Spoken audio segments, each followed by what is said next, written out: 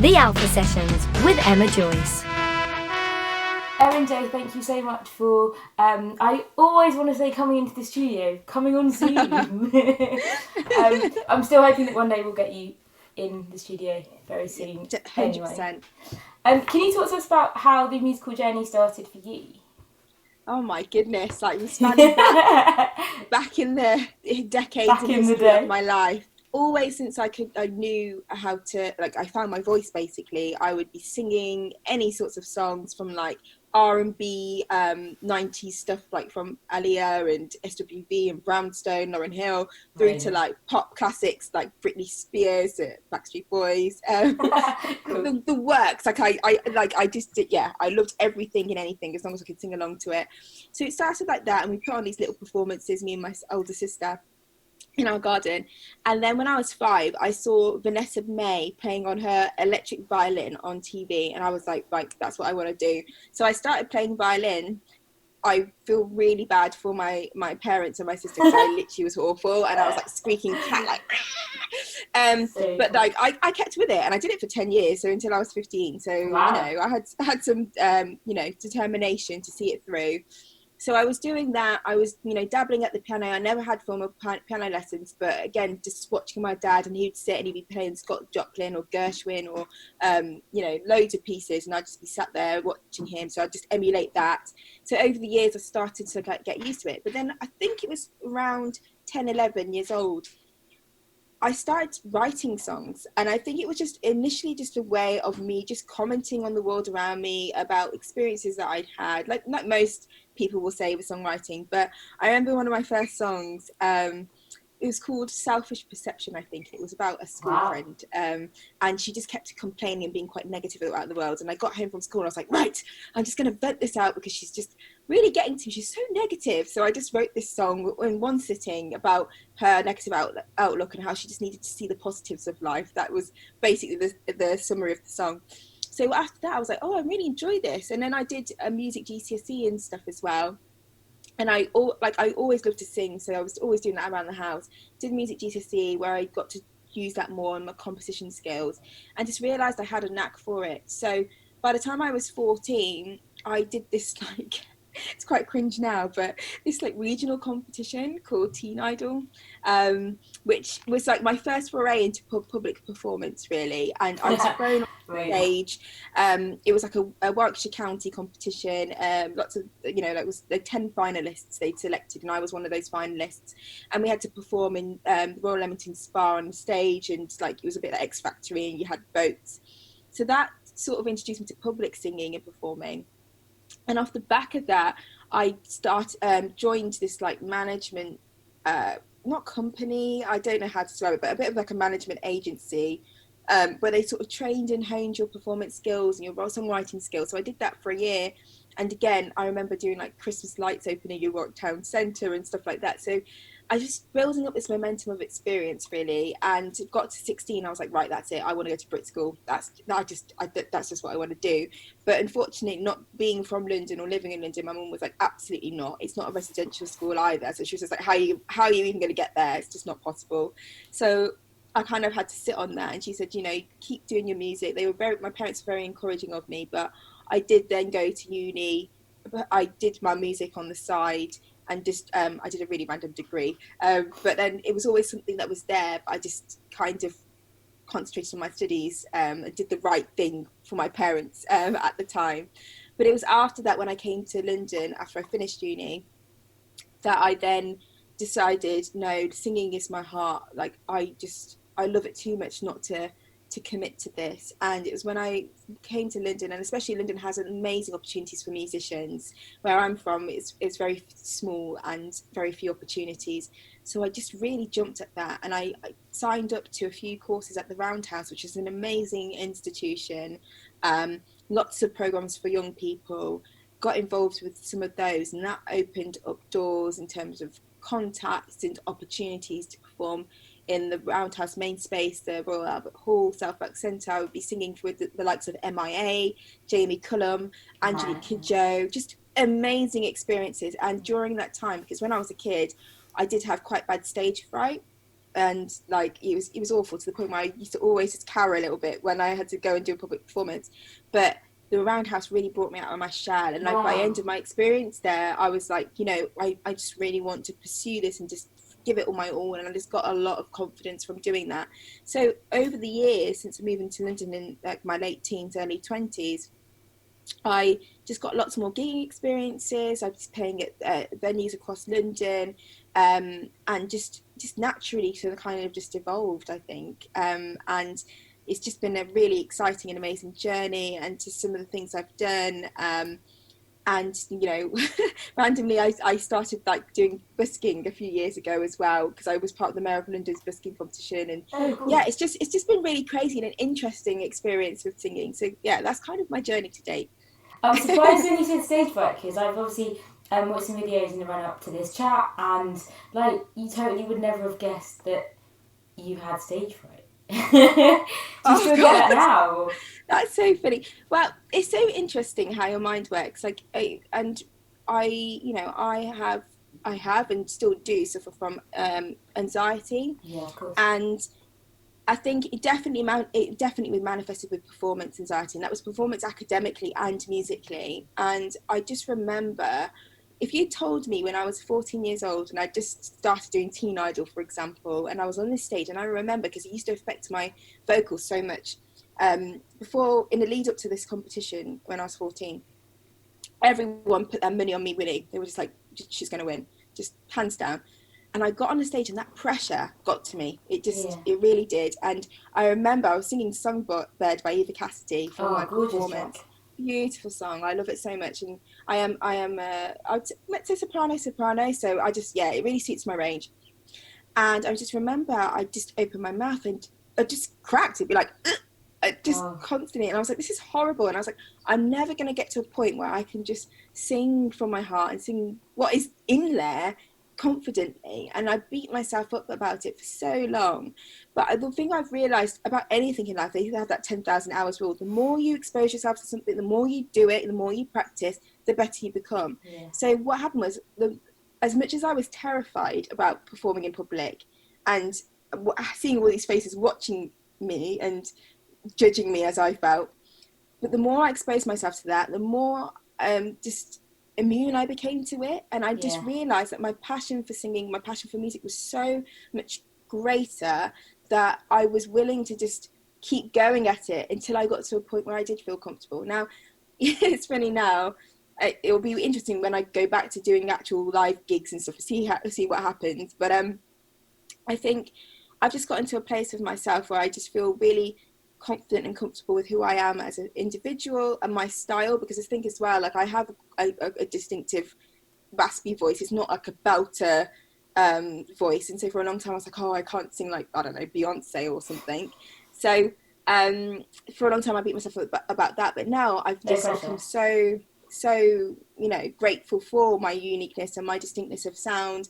And just by doing more and more performances, I've just gotten to a point where I'm like, yeah, I can do this, I can stand, it's not going to kill me, and I really enjoy it. So let's come together now, let's come together and rise, when there is nothing to stop us but tries, from rising farther than the skies.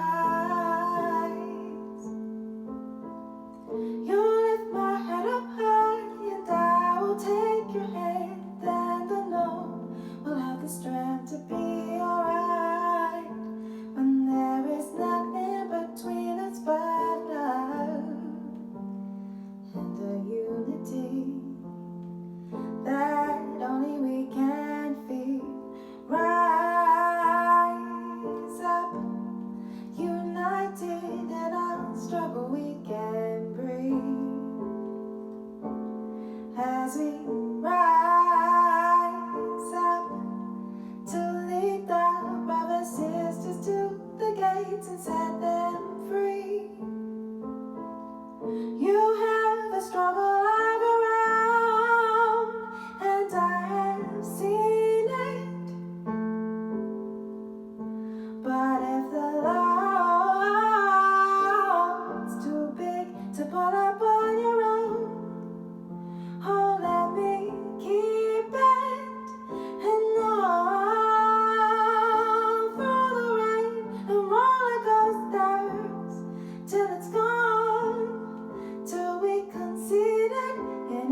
resting place, or right above his gravestone. I'll need it to keep it my peace.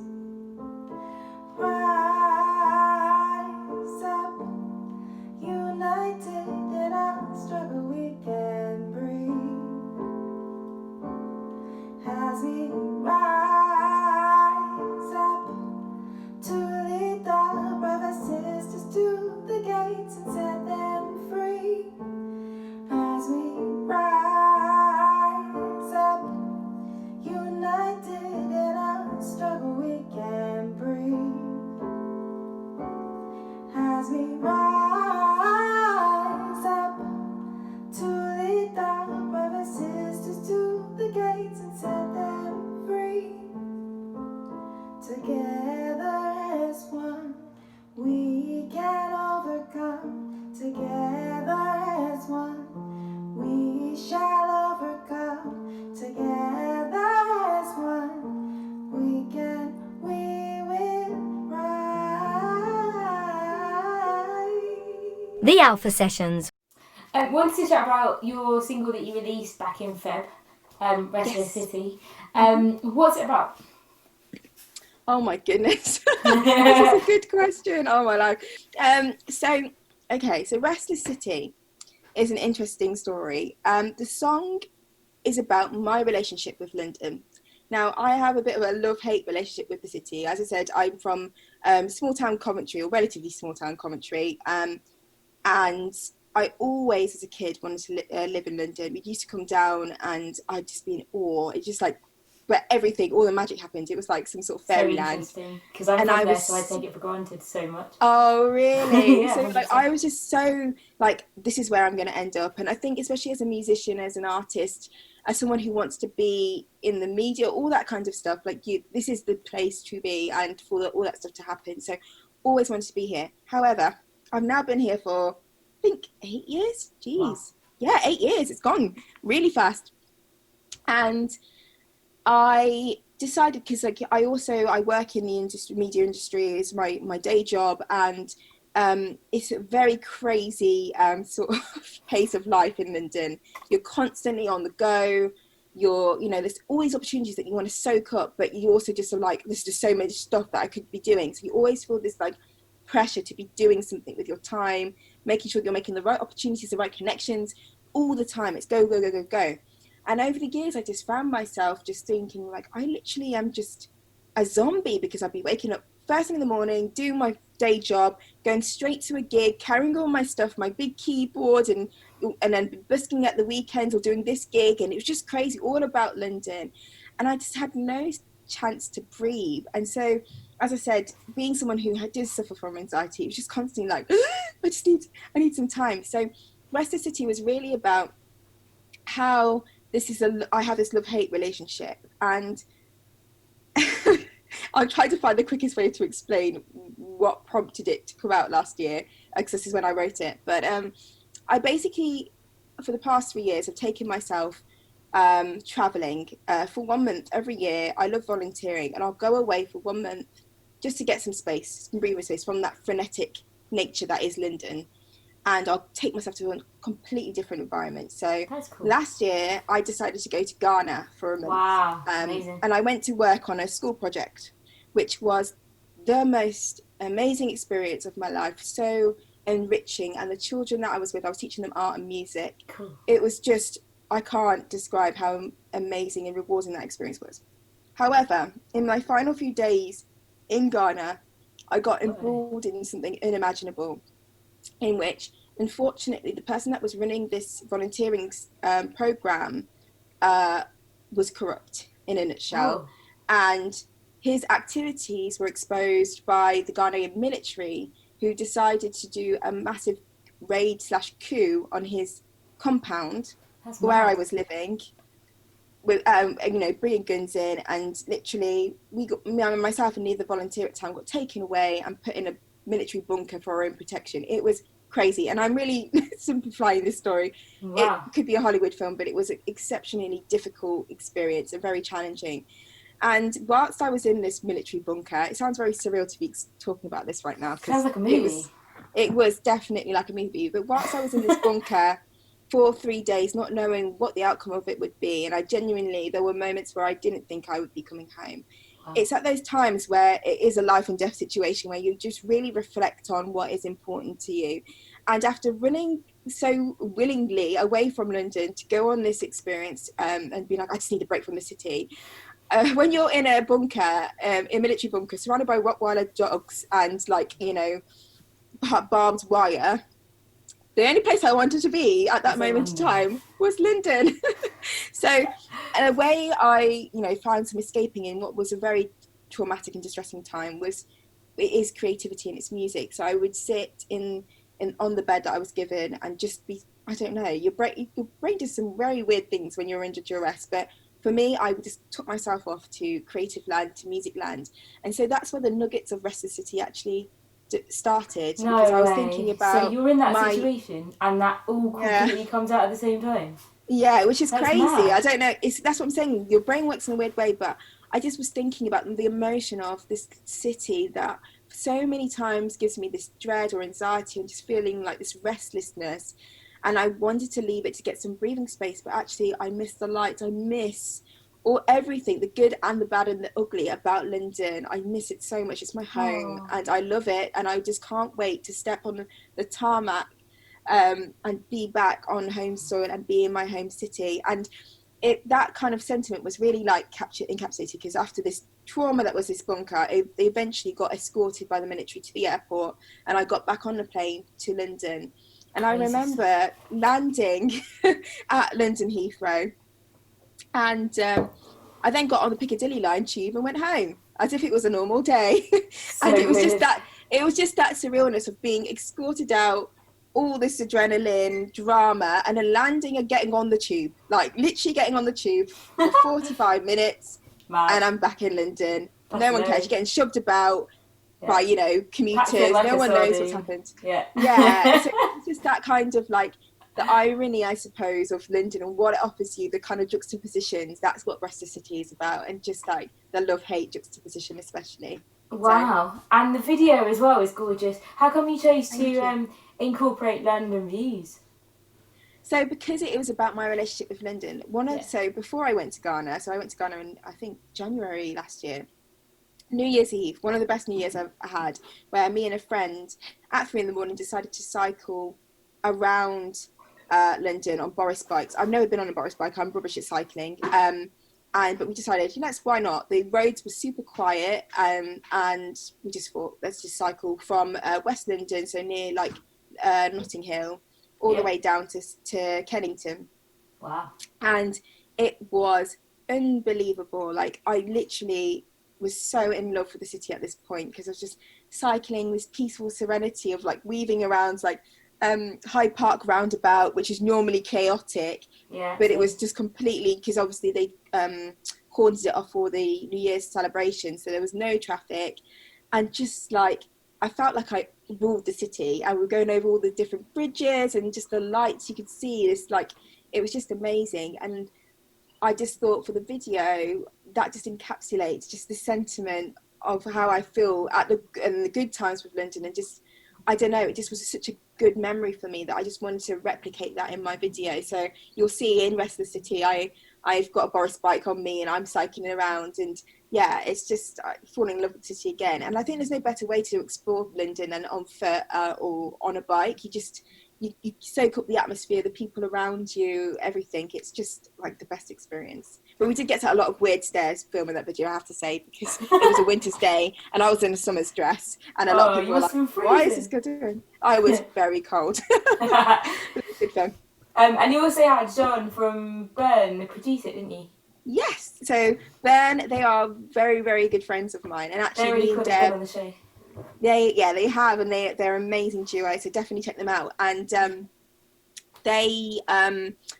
Debs I actually met through the Roundhouse. She's one of the positive connections I made, and she's one of my best friends now. Oh, amazing. And yeah, John, I wanted to work with them. We've done a lot of collaborations. I've done a lot of their interviews and create artwork for them and stuff. We've done a lot of things together as friends.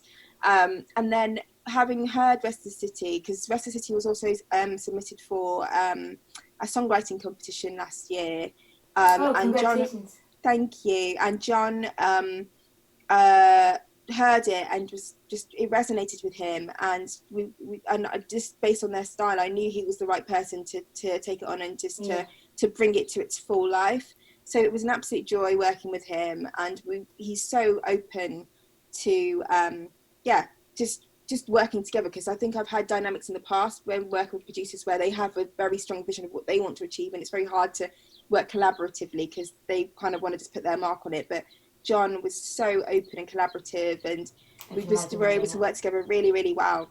And yeah, the piece that he came up with was so beautiful, because I think stylistically I am somebody who I really am for the stripped back kind of production, and it is just me and my keys. That's who I am as an artist, and I really wanted that to come through, and he just added these kind of really beautiful but subtle details to it. It's just brought it to life and just made it feel magical without being too like overproduced or overstated. And it was just, it was a really great experience working with him. So cool.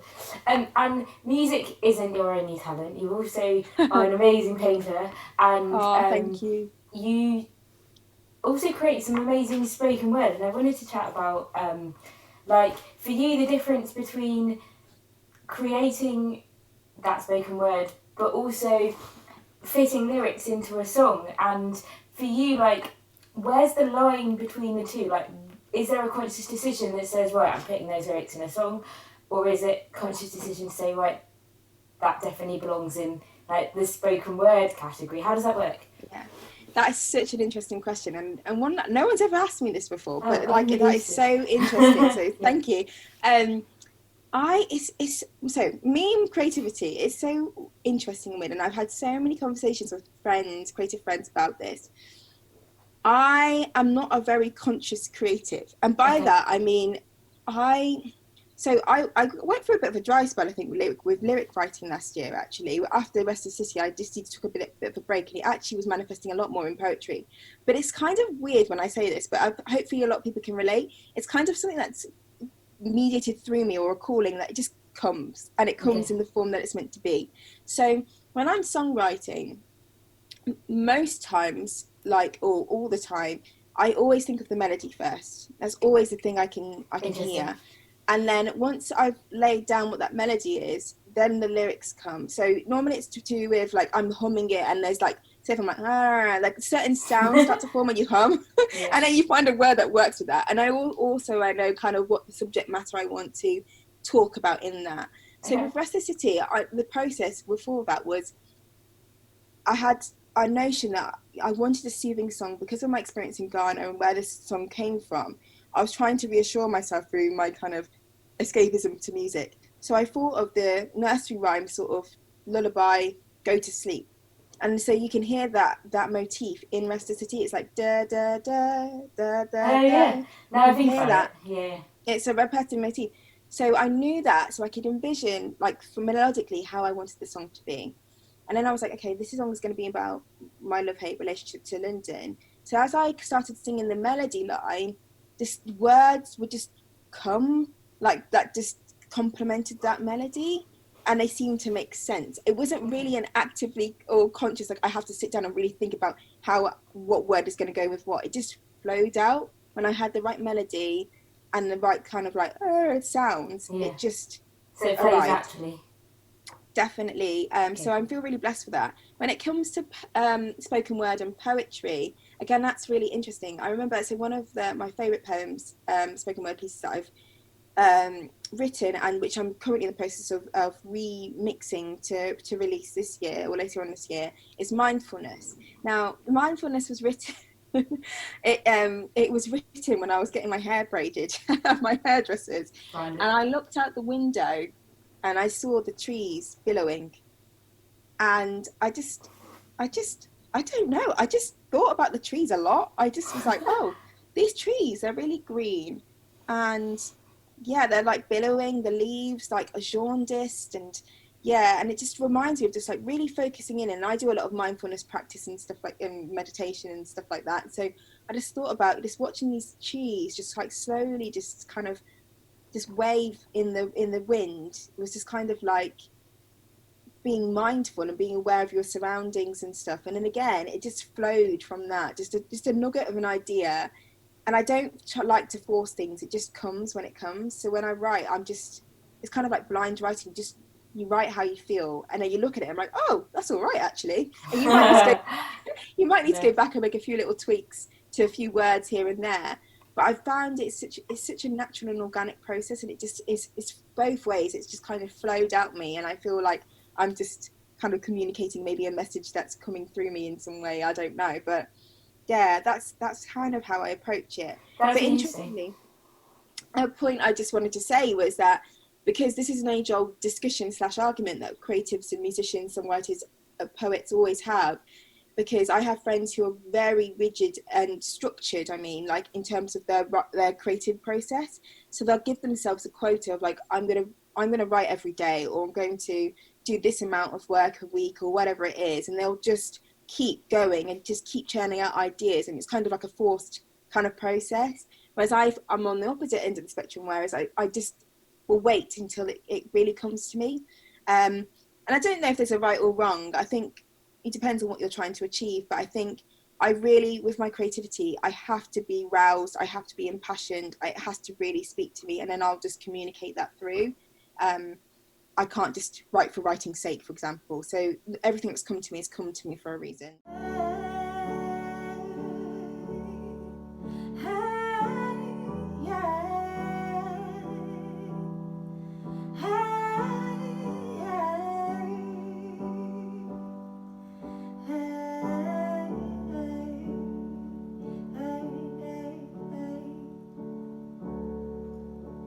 I woke up on a sunny day, no more clouds standing in my way, feeling fine without you by my side, oh, by my side. All of those years I have lost my faith, all of those times I've been too afraid. So many nights hoping one more day, then I'll be okay, I'll be okay. 'Cause all that I had was in front of me, and all that you gave was all I could see. My dependability on you, I had no clue, I had no clue. So don't you waste your time forgetting that it wasn't right to believe in. This time it's my right to find freedom. So don't you waste your time.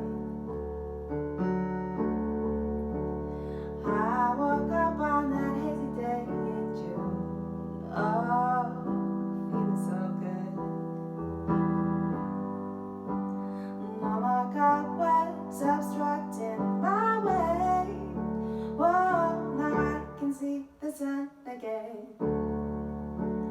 It took all the strength that I had to break out from your spell. Oh, I was bound to those words, contractual debt, until I realized I had my worth. And all that I had was in front of me, and all that you gave was all I could see. My dependability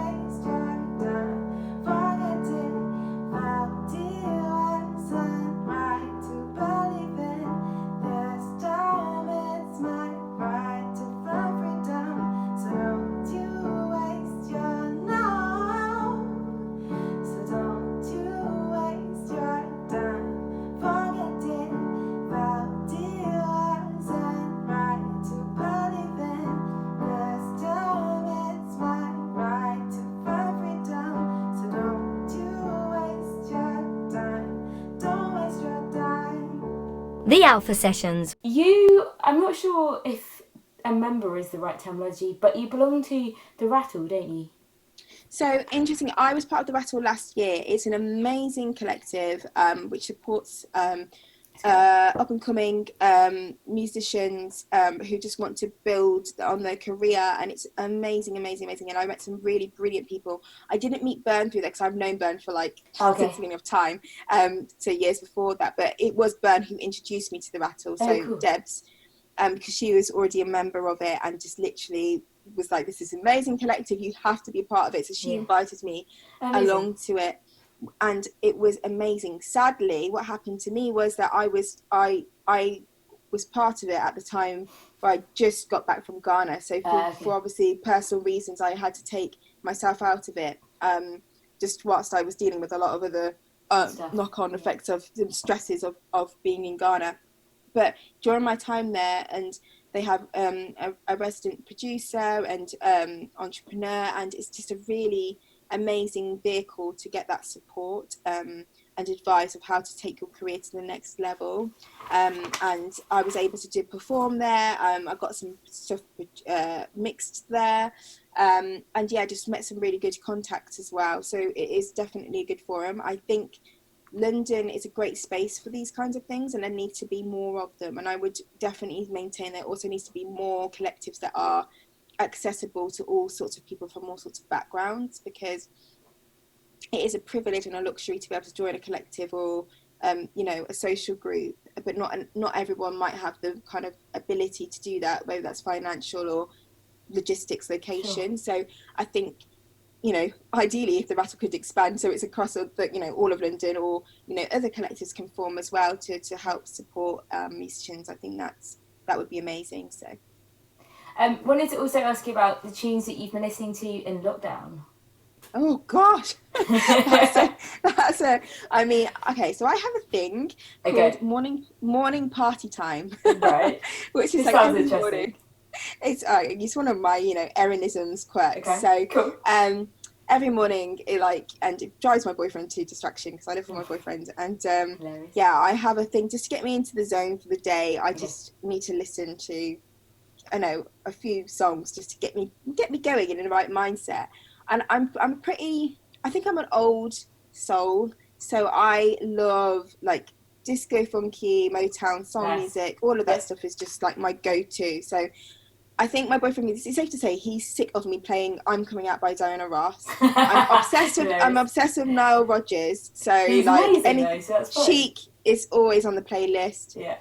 Lionel Richie, Michael Jackson. I go through those kind of phases. Phil Collins' "Easy Lover" has become anthem during this lockdown. I'm telling you. And "Do I Do" by Stevie Wonder. So I love Stevie Wonder so much, but "Do I Do" especially. And "Knocks Me Off My Feet" as well. Those two I just like we'll be jamming and sing along to that. But I like just a range of stuff. I've got such an eclectic taste. I love my pop music, I'm not ashamed to admit that, but mainly like sort of 90s noughties pop. That's what I stick to. R&B, a few rock and indie songs. Like it's so broad. Like I was listening to like a bit of Lighthouse Family today. Random, like just loads of stuff. Like it's really hard to say, but I think for me music is it gives you energy and just a zest. So I just listen to a lot of things, especially because lockdown has been such a tough time. And I think I've been pretty blessed because I've been stuck out in the Welsh countryside for lockdown, so I can't really complain too much, but just things that get you motivated and up and going, and just make you feel good about yourself and just give you a bit of positivity. So that's genuinely what I've been sticking to during lockdown. Okay. And can we talk about your track "Sunny Day," which you performed for us live? And you've also got a video coming soon for this, haven't you? I do. Sunny Day. Oh my goodness! So this is one of the songs. I think this came from a dream. Like most of my songs, another thing is a lot of songs come from dreams, and I wake up in the middle of the night, I'm like, oh my god, and I get my phone and like just hum, and in the morning I'm trying to like decode what the sleepy humming was. But do you ever hum like an existing tune, and in your midst of a sleep you think it's a new one, and then you wake up and you realise that it's like Diana Ross coming out or something? That's definitely happened a few times. I'm like, that is not my song at all. That is definitely But yeah, in terms of "A Sunny Day," I love this song. It's it's interesting because I don't feel like I'm confined to a genre. I think when people ask me, oh, what kind of genre of music like do you belong in? I'm like, well, if I have to say something, it's going to be like neo soul. But I don't believe that, because I don't believe that I think we've gone past this just one genre kind of time. If you look at Billie Eilish and Little Nas X, they're crossing genre boundaries, and I think that's just how musicians are. We're influenced by so many different sounds and styles. Like, I just don't like being confined to something. But interesting with Sunny Day, it's the kind of on the sunnier side of the music I've written, because I went through this kind of melancholic sort of Benjamin Clementine, more sort of depressive era, to which my mum would say, Erin, is everything okay? Because all your songs at the moment seem to be a bit like negative. You know, I had to get it out there. But yes, Sunny Day was written actually a few years ago. And interestingly, everyone, when they hear it in the lyrics, they think it's about a relationship and me rinsing my hands of said lover, ex-lover, and I'm finally done. But actually, funny enough, it's about a job, an old job I used to have, which I just gotten to the end of my tether and I'd had enough. I wanted to move on, and I felt a bit stuck because I was like, I just don't want to do this job anymore, and I don't know what else to do. And then I woke up one morning and I was like, nope, the time has come. I'm branching out. I'm gonna go, and that is it. So Sunny Day is actually about a job and leaving that job and just feeling empowered in my own right. But it's just a really warm summary. It's kind of reminiscent or evocative of like Corinne Bailey Rae or Tears Dry on My Own by Amy Winehouse. That kind of just like summer, sweet, chill vibes, like soul-y vibes. And again, when that came to me in my sleep, and I just had such a strong vision of how I wanted the different instrumentation to be in that song. And I just went to a producer that I knew at the time, Toby, who did the initial sort of recording of these layers for me, so I could take that to a producer to get it properly mixed. And I was just like, this is how I want the sax to be. This is how I want the drums to be. And between us, like, I can play a bit of guitar and really bare minimum drums, and he can play a bit as well. So between us, we're just like playing these instruments in, and it just came so easily, and the lyrics came so easily as well. And then I took that to Fairlight Studios, which is based in South London, and Jack there then produced it for me, and I'm just so super stoked to finally get it out there. And in terms of the video I'm super happy with, and I can't wait for everyone to see it. I actually filmed it earlier this year. I was really lucky that I was able to go to Cuba and Miami just before lockdown happened. Cool. So this whole annual trip thing this year, it was still in Miami. It's still happening. And I went for a month, and I had a week in Miami with my boyfriend, and we just thought, let's get the camera out and just film. So that's what we did. And so the video for Sunny Day is all based in Miami. We just sort of walked down suburban streets in very exclusive areas, and people were looking at us a bit odd, but it was in pre-COVID era, so it was okay. And we went down to Wynwood, which I don't know if you've been to Miami, but it's the kind of artsy, hip area. It's lots of amazing street art and murals everywhere, very vibrant. So you'll see in this video a lot of that and lots of colour, and it was super fun to film it. Cool. And what about Heal? Because you've also played that song for us. Yes, Heal. That is about a relationship, or not really a relationship, but how you can empower yourself again. And I think it's about sexual empowerment and just feeling like you don't need to be defined by somebody else. You can take control and decide what you want from something, and that's okay, rather than be kind of steered by what someone else wants. And that was what that song was about. But Heal is a favourite of a lot of my friends. They like, I love Heal so much, and I do too. It's very, I don't know why, but it reminds me a little bit of like Marvin Gaye sort of vibes, I suppose. Maybe it's to do with the chords, but that's my next release after Sunny Day later on this year. And it's just I just love it. That's probably one of my more neo soul songs, and it's just very chill, and it's just very like empowering, and just about just owning yourself, which seems to be a common theme, I think, for me. A lot of my music, I love to just be able to just, it's about empowerment in some way or form. So and in terms of your originals, finally, Rise Up. Yes. So Rise Up again. So this was written 2 years ago now, I think. Wow. Jesus, time flies. But with Rise Up, it was definitely it was kind of like a protest song in response to what was going on in the world with regards to the election of Trump and just what politically, just a lot of unrest and protest and frustration. And me and a friend decided, like, let's just write something that just kind of gives people a sense of hope and positivity and about us coming together and just supporting one another during a time of such adversity. And interestingly, We Rise Up again, it came from a dream of mine, and I dreamt that one. And dreams are so productive. Yeah, I know. I'm like, what goes on in my head during my dreams? Who knows? But I again had such a strong sense of what I wanted the melody to be for this and the message, and I called my friend up and I was like, do you want to work on this with me? Because I imagined it to be a bit like a Marvin Gaye, Tammy Terrell kind of piece, cool. Duet. And so we wrote on it for a matter of months, and yeah, it's one of my favourite songs. I just think it's got such a beautiful message about us coming together and lifting each other up, and supporting one another. And I think it's still so relevant with all the protests and that's happened recently with regards to Black Lives Matter, and just a general sentiment and uncertainties with all the politics and just coronavirus and everything. I think it's a song that hopefully can inspire and just instill a bit of faith into anyone that listens to it. So yeah, it's another firm favourite of mine. And that actually creates a really nice segue, because I wanted to ask you about the cover that you did, the Marvin Gaye one. What's going on? Why did you choose that song, and what does it mean to you?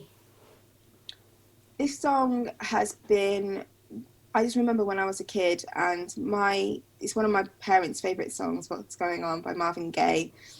It was written about the Vietnam War, and just it was an anti-war protest song, but it's resonant on so many levels with regards to race and representation and inequality, class injustices, and it also transcends time. Like, sadly, into 2020, that's like 70 years or maybe 60, 70 years after this song has been written. Maybe it's a long time, definitely 60, 70 years, I think. The themes of this song are just so pertinent. They're still so, like, he could have written this about 2020, 100%. And that is so scary and saddening, but also just, that's the power of music, that it can have that ability to speak to different audiences in different times. And it resonates and strikes a chord so much with me. And Marvin Gaye is one of my all-time favorite artists, and what he had to say was so powerful. I was just like, in this time when there's so much uncertainty, so much just divide and anger and frustration, and just this desperate need to just hold those in power to account. There's no better song that can articulate all of this than that song.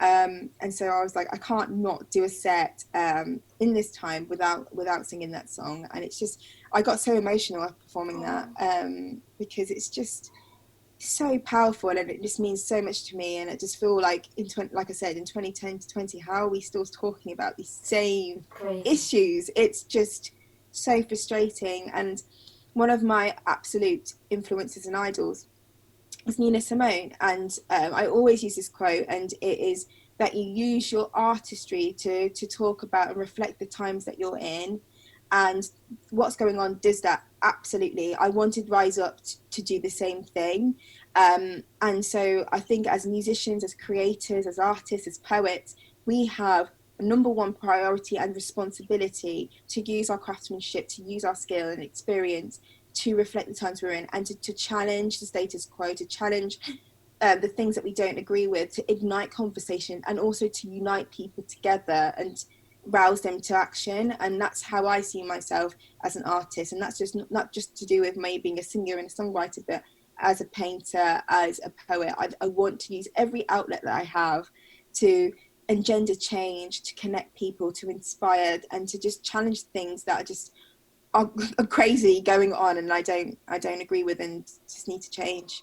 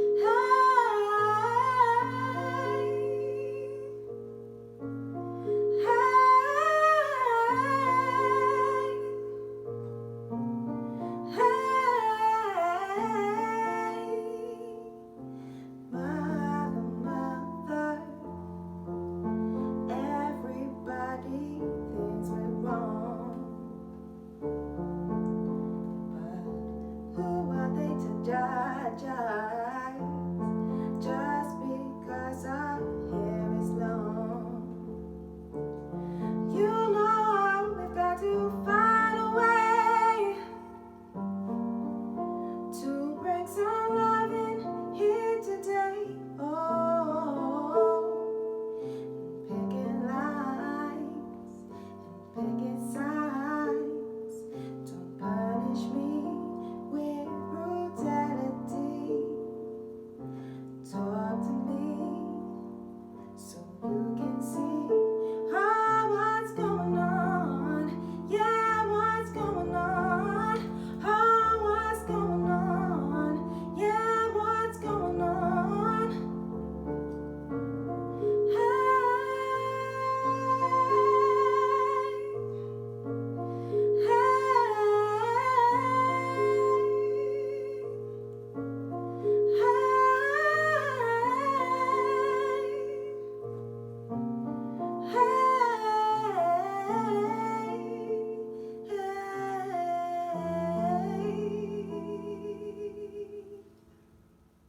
The Alpha Sessions with Emma Joyce. Also wanted to chat about your We Are A platform for women creatives. Oh my goodness! Like you did a lot of research. I'm so impressed. Wow. Well, I just think it's really cool. Like, in the same way that there needs to be an organisation that represents like all different backgrounds and privileges, or not privileges, as the case may be, there also isn't enough female musicians, but not just musicians, like people that work in the music industry. I personally don't think that it's strongly represented at all. And I think what you're doing is really awesome. How did it come about, and how exactly does it work? So We Are is a platform that I have launched with two friends of mine, Steph and Deb. Deb from Bern. Like, it's common theme here. And we are three friends. We actually all know and have met each other via the Roundhouse as well. So again, it just goes to as testament to how amazing it is as an institution. And we are all creatives, female creatives, musicians, work in the media industry and music industry. And we just felt through many conversations over the past few years that there was just, as you say, little representation and little platform offered to women to champion and celebrate one another and themselves. And it, especially in my experience of being in the industry, although I have a very positive circle of friends and a community around me, which is very encouraging, but historically and typically, women are seen as like they're meant to be pitted against each other. There's only space for one of you, especially when it comes to like minorities. It's like there's only one seat at the table and then the rest of you need to back off. And that is just awful. And it's such a damaging and toxic mindset.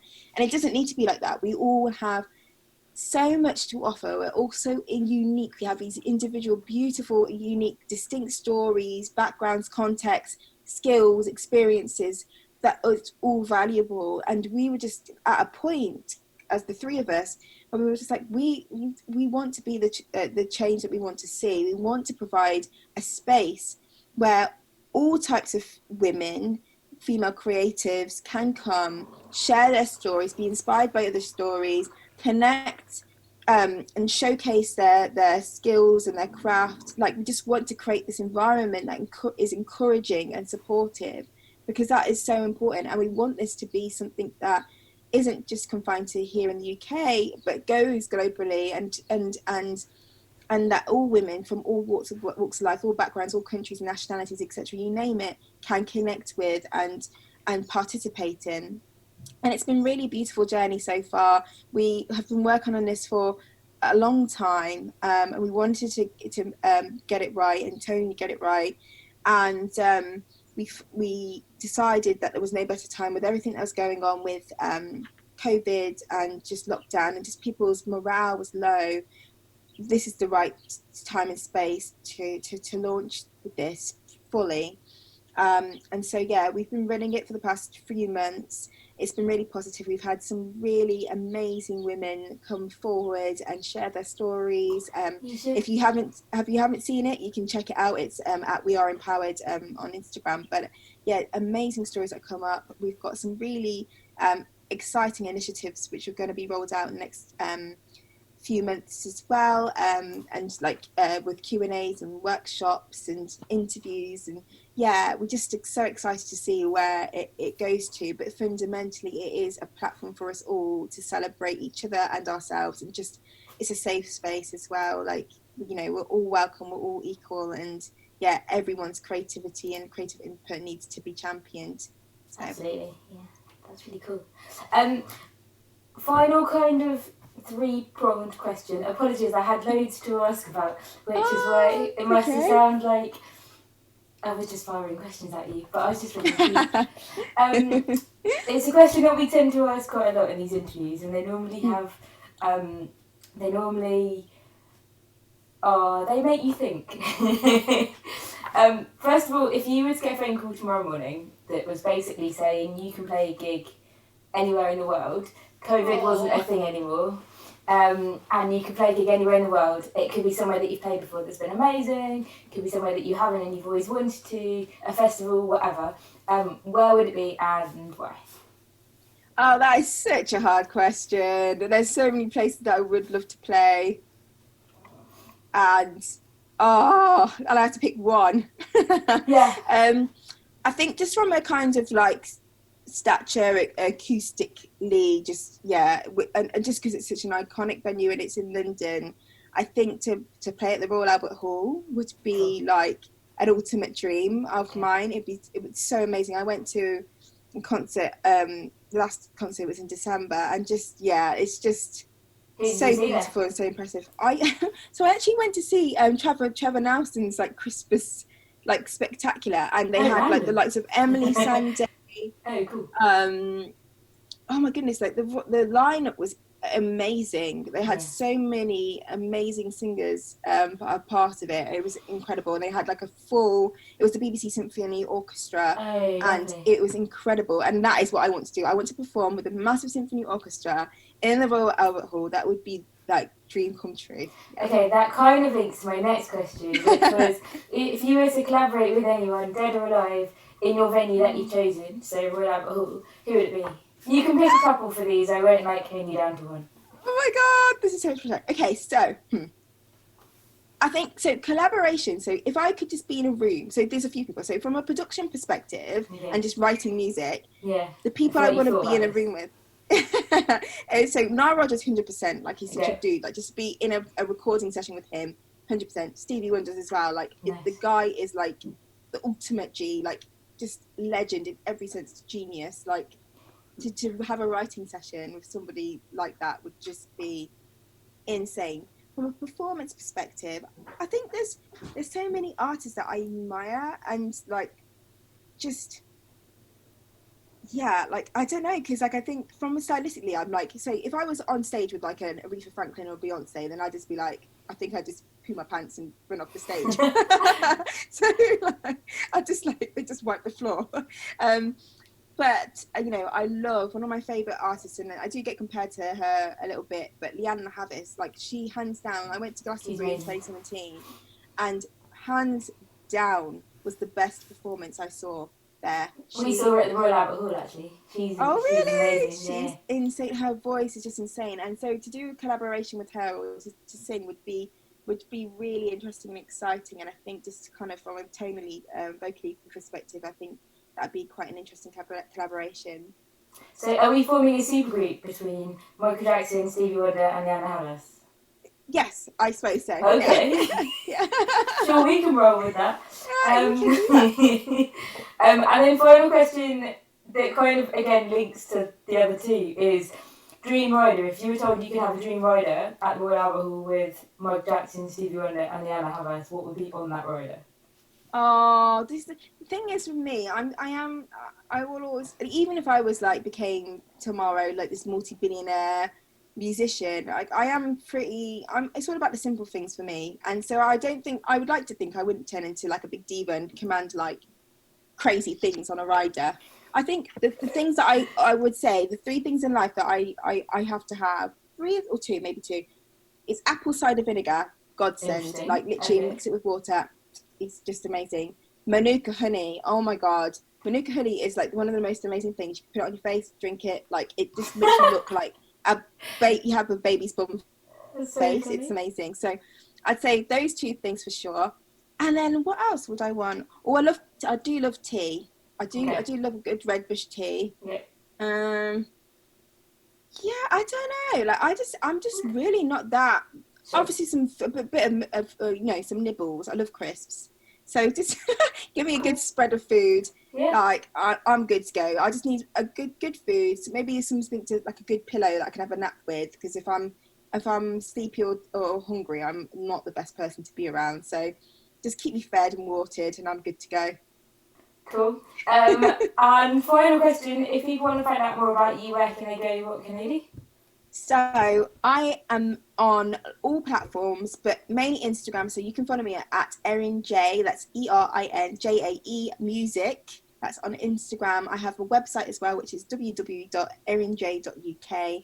So yeah, just check me out mainly on those, and also our platform We Are Empowered. That is at We Are Empowered. WER Empowered. That's where you can find us. Cool, amazing. Thank you so much. No worries. Thank you so much for having me.